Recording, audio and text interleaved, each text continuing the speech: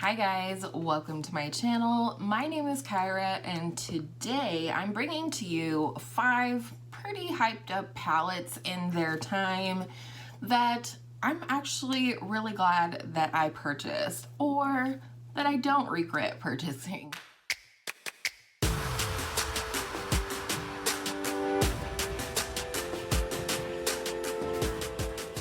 So my first palette is a palette that is actually probably on more people's regret list, that's really hard to say, versus their not regret list. And it's a palette that I actually am really glad that I purchased. Not just glad that I purchased, but I watched so many reviews for this palette before I purchased it, and most of them did not recommend you purchase this palette, but I listened to my heart and I listened to the fact that I love this color story and I'm really glad that I bought it. ABH Subculture. How many of you guessed that that was what I was going to say? I really love this palette. It's been all over YouTube. This was in my Shop My Stash for fall. It's the quintessential fall palette. If you don't like the formula, Makeup Revolution makes a dupe palette for this. I love it. I have dips in all of the shades. I will say that the duochromes in this palette, they have definitely improved upon their duochrome formula, but I still make these work and I still really enjoy all of the colors in here. So I'm really glad that I didn't listen to the reviews, and especially because this was like Subculture gate. So many people were putting up very clickbaity thumbnails and videos, and people were like grinding their brush in here and like, I can pan this eyeshadow in 2 seconds. Okay, I mean, it is what it is. I'm light-handed. Yeah, there's a ton of kick up in here. Do I think I could pan my eyeshadow if I ground my brush into it? Yeah, but the same could be said for the Lorac matte formula or other matte formulas that I love that are very similar to this formula. So I'm really glad that I listened to myself on this one. There's actually quite a few I wish I hadn't listened to myself, which we'll see in tomorrow's video, but I like it. I love my Subculture palette. She's not going anywhere. So the next palette falls in the category of palettes that I was kind of nervous to try, and not because it was any certain formula or even in any certain brand, but I knew I was going to be dipping my toe into the indie eyeshadow or indie product game, and I was kind of afraid that I was going to want like all the indie palettes. So the other reason I'm really glad that I purchased this palette and that I did listen to my inclination again on this one is because I knew going into this palette that this palette really honestly was not going to do anything for my channel. And I do rarely buy makeup for my channel, but I do always evaluate whether this is something that's going to bring any value to the videos that I post and things like that. So the palette that I'm talking about is from Certify, and it is the Affinity 2 palette. This palette came out quite some time ago, and I still think this is the most beautiful blue and green palette. And I think that was the other reason why I hesitated on this, but then ultimately was really glad that I purchased this palette, was because we had an influx of both blue and green eyeshadow palettes and the combination of the two in 2019. Did we not? Quite a few came out, including Tarte finally made good on their Icy Betch, which I think ended up sucking. I am so glad I went with this one. I think it definitely opened my horizons to the indie cosmetic sort of realm of things, but I still haven't purchased any other indie eyeshadows just yet. I mean, I guess, do people consider Juvia's Place indie? I don't know. I'm talking about completely unmainstreamed brands that not even probably your average person knows about other than us here that live in YouTube land. Let's go ahead and get this one out of the way. This was a gift during my no-buy portion of this year, and ultimately I did buy it. I did ask for it. I mean, my husband purchased it for me. We don't keep our money separate or anything like that. And so he did purchase it for me, but it was on my wish list and it was a want of mine. And that is the Natasha De Nona Gold Palette. Lots of people have this palette. In fact, I think this was the palette that broke those people that were just on the verge of holding out against luxury, very, very expensive eyeshadows. I don't really want to go into that thing. Well, I kind of do. My first Natasha De Nona palette was the Lila palette, or Lila, whichever it is. And again, this was a gift from my husband. I myself would have a super hard time pulling the trigger for a $130 eyeshadow palette, right? But my husband gives lavishly. That's how he communicates his love, and it's just a part of our relationship. But I got so much crap for having this palette on my channel, and I can understand. I can't tell you whether $129 is right for you, or whether you should, or whether it's worth it to you to pay $130 for eyeshadow. I know a lot of people believe that there's absolutely no eyeshadow formula or presentation or color story in the world that's worth $130. And it depends, I suppose, on what your meaning of worth is. I hesitated on asking for this one because I was concerned about even featuring it on my channel after the reaction I got with the Lila palette. And I know a lot of other YouTubers who feel the same way. I have close friends that have beautiful Natasha De Nona palettes that they've never featured or used on their channels because of the crap that people give us for having these palettes. But I'm ultimately really glad that my husband did give this to me. I use this so much.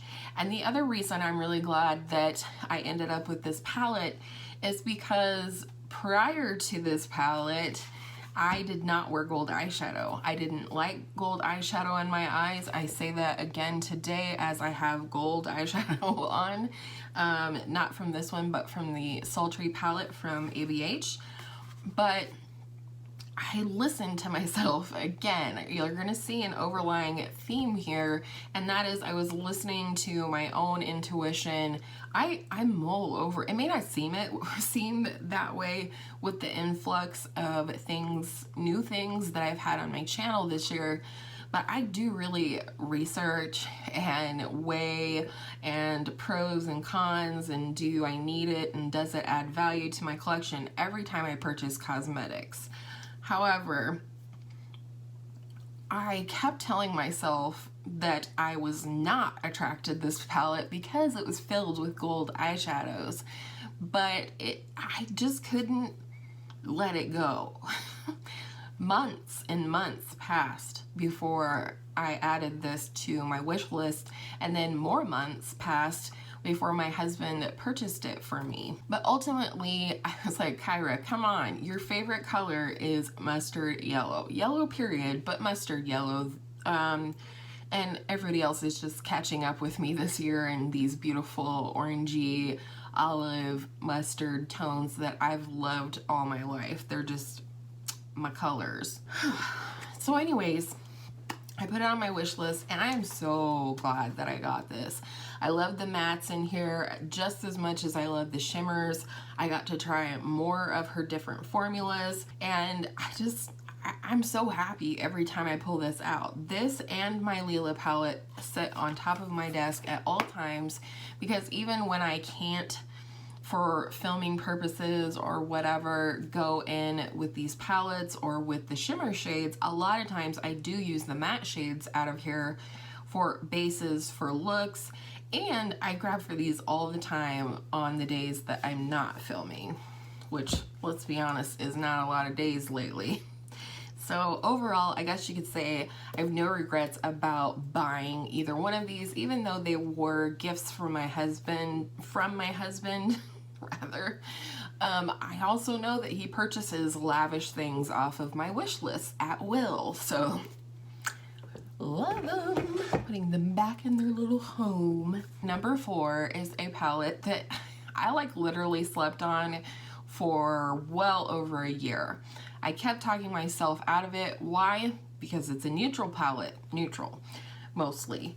And I just kept telling myself, cover up those pops of color, Kyra, and you're not gonna want that palette anymore. But again, I could not shake this palette from my mind. And it's the Colourpop and Kathleen Light's Dream Street palette. And I gotta tell you, I'm forever grateful that I purchased this. Some of my favorite eyeshadows in my collection currently reside in this palette. I love this little duochrome moment right here. I don't know why I said that. I also love that you can create a cool tone look or a warm tone look or a combination of the two, which I personally love to do. I love that you can get different tones of looks out of here. I like that you can go simple. This is a beautiful everyday palette, like everyday, like mostly neutral palette. It is mostly neutral. If you cover up these two shades and this blue up here, it's essentially a neutral palette.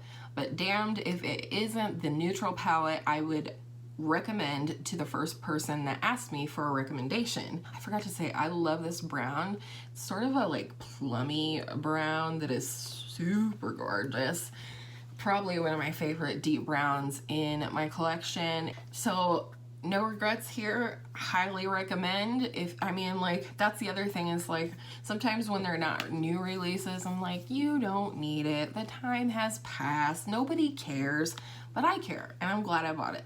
And last but not least, I have a newer purchase, and it's a face palette actually, and it is the Smashbox Cali Contour palette. I love this thing. Like I said, I haven't had it long, but I love it already, and I know already that I have no regrets on this. Some might think that it takes a long time to form regrets.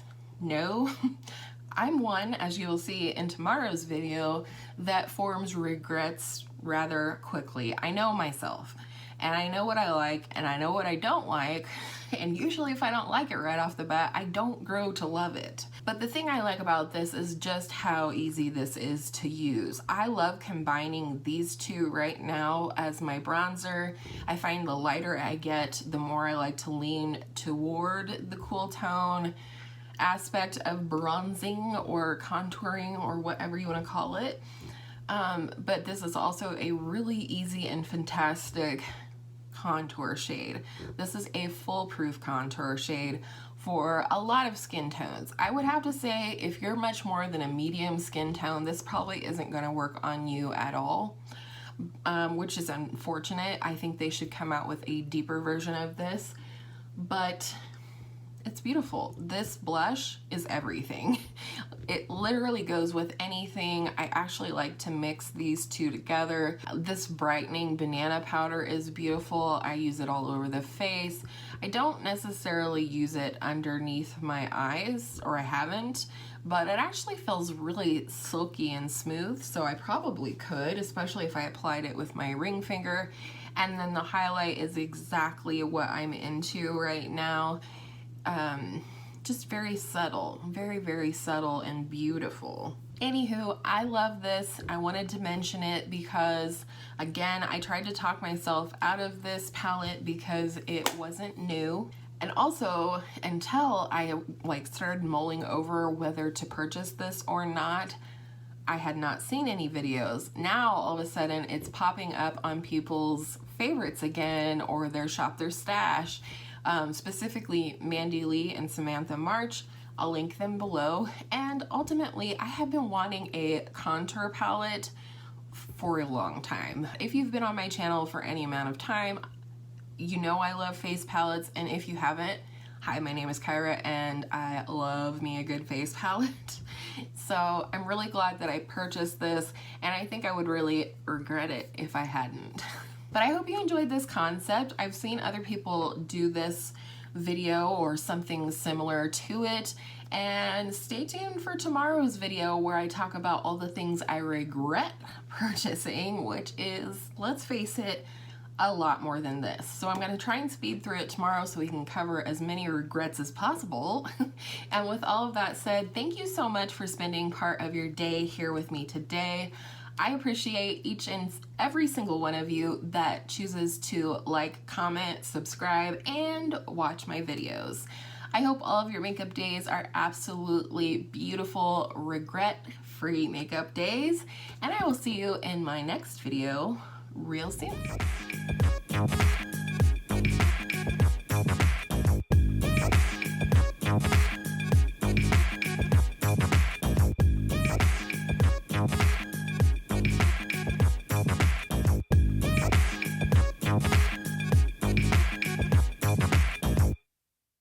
So if that sounds fun to... My finger's dirty.